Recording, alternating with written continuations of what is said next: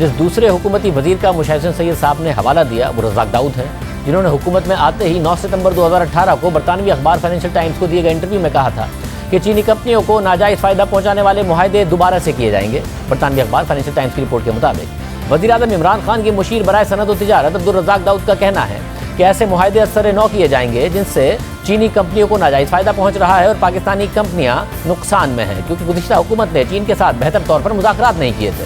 عبدالرزاق داؤد نے برطانوی اخبار کو بتایا کہ سابقہ حکومت نے سی پیک پر چین سے بات چیت میں اپنی ذمہ داری بخوبی نہیں نبھائی۔ تیاری کے بغیر مذاکرات اور معاہدے کرنے سے چین کو بہت زیادہ فائدہ پہنچا۔ عبدالرزاق داؤد نے خیال ظاہر کیا کہ اپنے امور منظم کرنے تک ان معاہدوں پر فی الحال 1 سال کے لیے عمل درآمد روک دینا چاہیے اور سی پیک کی مدت کو مزید 5 سال کے لیے بڑھایا بھی جا سکتا ہے۔ ان کی اس تجویز سے دیگر وزراء اور مشیر بھی متفق ہیں کہ منصوبوں کی تکمیل کی مدت اور قرضوں کی ادائیگی کی مدت بڑھانا معاہدے منسوخ کرنے سے بہتر آپشن ہوگا، لیکن حکومت محتاط ہے ان کے مطابق کہ معاہدوں پر نظر ثانی کے عمل میں اس بات کا خیال رکھا جائے کہ چین کی حکومت ناراض نہ ہو۔ اخبار کے مطابق اس وقت کے وزیر خزانہ اسد عمر کا کہنا تھا کہ پاکستان ملیشیا کی طرح اس معاملے کو ہینڈل نہیں کرنا چاہتا۔ اس کے علاوہ پاکستانی وزراء اور مشیروں کا ماننا ہے کہ حکومت سی پیک کے تحت سرمایہ کاری پر نظر ثانی کرے اور تجارتی معاہدے پر دوبارہ مذاکرات کرے، کیونکہ چینی کمپنیوں کو غیر منصفانہ فوائد حاصل ہوئے ہیں۔ یہ بہت اہم خبر تھی، اس میں بہت بڑا دعویٰ کیا گیا تھا، مگر بعد میں عبدالرزاق داؤد نے سی پیک منصوبے سے متعلق برطانوی اخبار کی خبر کو مسترد کر دیا اور کہا کہ سی پیک منصوبے کے حوالے سے انٹرویو کے کچھ حصے سیاق و سباق سے ہٹ کر پیش کیے گئے۔ چین کے وزیر خارجہ کے دورے میں اسٹریٹجک تعاون جاری رکھنے اور سی پیک منصوبوں کو پورا کرنے کے عزم کو دہرایا گیا اور اس منصوبے کے حوالے سے پاکستان کا عزم غیر متزلزل ہے۔ انہوں نے کہا کہ چین کو آگاہ کیا گیا ہے کہ سی پیک ہماری قومی ترجیح ہے، دونوں ممالک میں راہداری منصوبے کے مستقبل سے متعلق مکمل یکسوئی ہے۔ اخبار نے ان کے انٹرویو کے کس حصے کو سیاق و سباق سے ہٹ کر رپورٹ کیا تھا، اس حوالے سے عبدالرزاق داؤد نے کوئی وضاحت نہیں کی۔ اس کے بعد پاکستان میں چینی سفارت خانے نے اس خبر کا نوٹس لیا اور سفارت خانے سے جاری بیان کے مطابق دونوں ممالک میں اتفاق ہے کہ سی پیک منصوبے سے دونوں ممالک کو فائدہ ہوگا اور دونوں ممالک ہی اس منصوبے کو آگے لے جانا چاہتے ہیں۔ یہ منصوبہ پاکستان کی ضرورت ہے اور یہ منصوبہ پاکستان کو آگے لے کر جائے گا۔ سفارت خانے کے مطابق رپورٹ من گھڑت اور حقائق کے منافی معلومات پر مبنی ہے، اسے منفی عزائم کو سامنے رکھ کر بنایا گیا ہے۔ سی پیک سے متعلق پاک چین روایتی شراکت داری کو نظر انداز کیا گیا۔ پھر جب امریکہ نے سی پیک پر یہی الزامات دہرائے تو یہی حکومت کہنے لگی کہ سی پیک کے خلاف کیمپین چلائی گئی ہے۔ جہاں تک سابق امریکی انڈر سیکرٹری ایلس ویلز کے سی پیک کے حوالے سے شفافیت نہ ہونے اور معلومات عوام کے سامنے نہ رکھنے کا سوال ہے تو یہ بات بھی اپوزیشن میں رہ کر عمران خان کرتے تھے اور نون لیگ کی حکومت پر پارلیمنٹ میں تفصیلات سامنے رکھنے کا مطالبہ کرتے تھے اور اسد عمر بھی خود شفافیت پر سوالات اٹھاتے تھے۔ یہاں تو ایکچولی ڈیموکریسی آئی نہیں ہے کبھی صحیح طرح۔ چائنا کا پاکستان کو فائدہ ہے، ہمارے ملک کو فائدہ ہے، اتنی بڑی انویسٹمنٹ آ رہی ہے۔ صرف ایک ایشو ہے کہ سیکرٹ کیوں ہوتا ہے سب کچھ۔ اب پارلیمنٹ جب آپ لے کے آئے ہیں تو پارلیمنٹ کا تو مطلب ہی ہوتا ہے کہ مشاورت سے چیزیں ہوں۔ All projects are being done by the Chinese companies. There is no bidding, there is no transparency. So China gets a lot out of it, which is fantastic. We get something out of it. But one, we need to have a strategic game plan. Okay? What are we going to use this infrastructure for? What is it going to be? And secondly, we have to ensure greater transparency in the way we are doing CPEC. We cannot continue to do this the way we are approaching this right now. And that lack of transparency is what has resulted in all these question marks arising in Balochistan and in KP, in Sindh, the smaller provinces feeling because there is just complete lack of transparency, so you don't know what is going ahead. مگر پھر جب عمران خان وزیر اعظم بنے تو ایک interview میں China کی پاکستان کے لیے معاشی امداد کی بہت تعریف کی، مگر یہ بھی کہا کہ چائنا نہیں چاہتا کہ اس کی تفصیلات عوام کے سامنے لائی جائیں۔ The Chinese have been a breath of fresh air for us. They have been helpful to us in areas which I can't tell because some of the areas they want us to keep confidential. They work in a very confidential way. They do not like to bring things out in the public. So I can't talk about all the ways they've helped us. I would deal with it in a different way with the Chinese. I would never talk about it in public because that's how they are. Corruption کے ساتھ ساتھ سی pack project سے مہنگی بجلی بننے کا بھی Alice Wells نے سوال اٹھایا۔ According to Pakistani government statistics, Pakistani حکومت کے اپنے اعداد و شمار کے مطابق نان سی پیک پروجیکٹ کے تحت پیدا ہونے والی بجلی کی لاگت سی پیک پروجیکٹ سے پیدا کی جانے والی بجلی سے آدھی ہے۔ the cost per megawatt مگر یہ بجلی مہنگی ہے، کرپشن ہوئی ہے، صحیح سمت میں سرمایہ کاری نہیں ہوئی ہے۔ ایل این جی سے بجلی کے پلانٹس میں کرپشن کے الزامات خود تحریک انصاف لگاتی رہی اور حکومت میں آنے کے بعد آڈٹ کرانے کا دعویٰ کرتی رہی۔ اتنے بڑی ہم یہ مسئلے میں پڑے ہوئے ہیں، مہنگی بجلی، ऑब्वियस है कि हमने कोई ना कोई चीज़ तो गलत की होगी कि सबसे सस्ती बिजली से सबसे महंगी बड़े सगीर में बिजली अब हम बना रहे हैं। हुकूमत ने यह फैसला किया है इन तमाम प्लांट्स के ऊपर ऑडिट का हुक्म दिया गया है।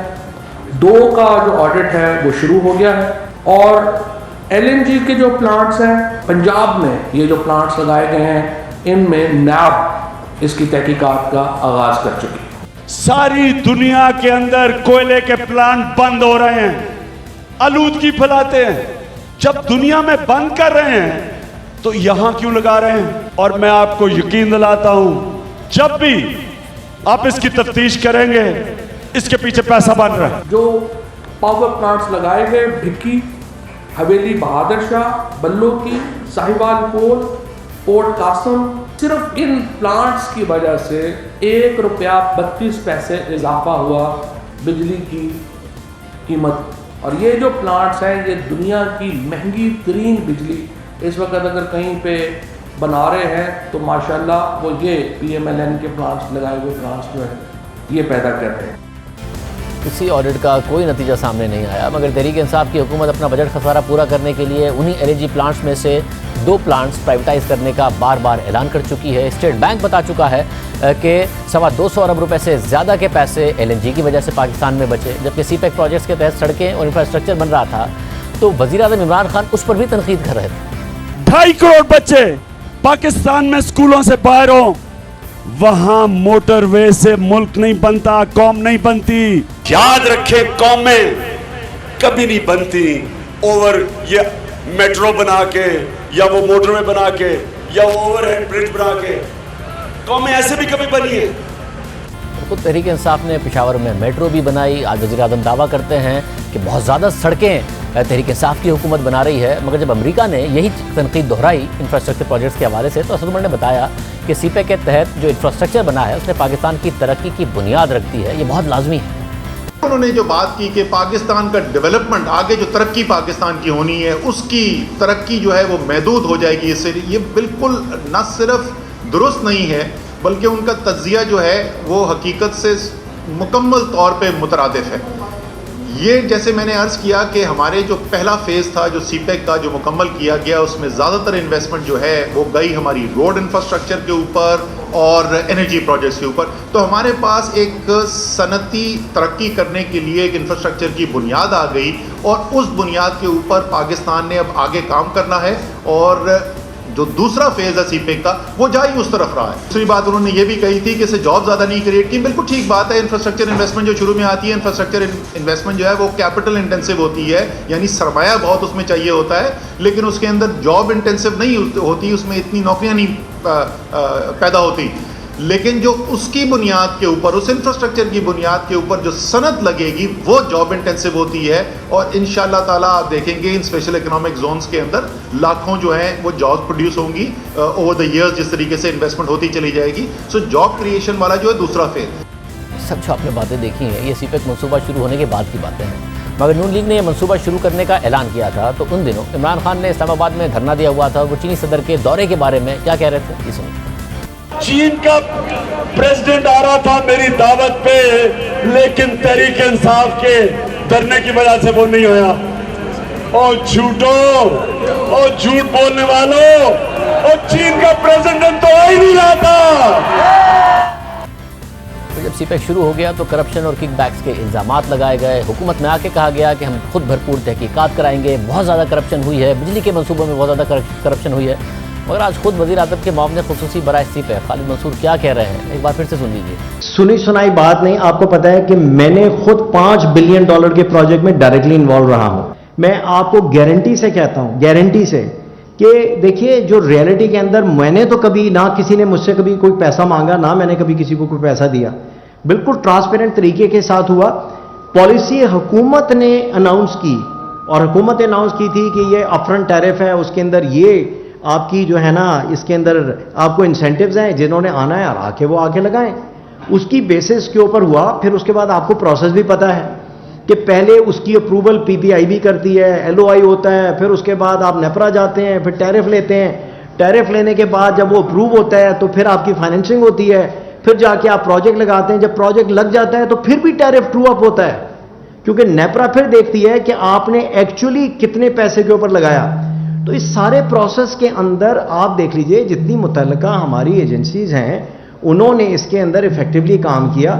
تو میں تو اپنے تجربے کی بیس پہ بتاتا ہوں کہ سب سے ماشاءاللہ $5 بلین پروجیکٹ میں نہ میں نے کبھی ایسا دیکھا نہ میں نے کبھی سنا, اور میں آپ کو بہت ہی ایک کانفیڈنس کے ساتھ کہہ رہا ہوں کہ میں نے کبھی اس قسم کی کوئی جو ہے نا وہ نہیں دیکھی. نیب تو ایک ادارہ ہے, وہ جس کو چاہے اس کے لیے وہ انویسٹیگیشن کر سکتا ہے. ان سارے پروجیکٹ پہ کک بیک دی گئی, تو میں آپ کو اپنا ہی ایکسپیرینس کے بیس کے اوپر بتا سکتا ہوں کہ مجھے تو $5 بلین جو ڈالر کے میں نے پروجیکٹ کیے, میں نے تو کوئی نہ اس قسم کا انوائرمنٹ دیکھا. جب میں تھر کر رہا تھا تو اس وقت بھی سب لوگ یہ کہتے تھے کہ جی آپ سے کتنی جو ہے وہ رشوت مانگی گئی. میں خدا کو حاضر ناظر جان کے کہہ سکتا ہوں کہ حالانکہ وہ پروجیکٹ گورنمنٹ آف سندھ کے ساتھ کیا, بالکل کبھی کوئی ایک آنے ٹکے پائی کبھی کوئی اس کے اندر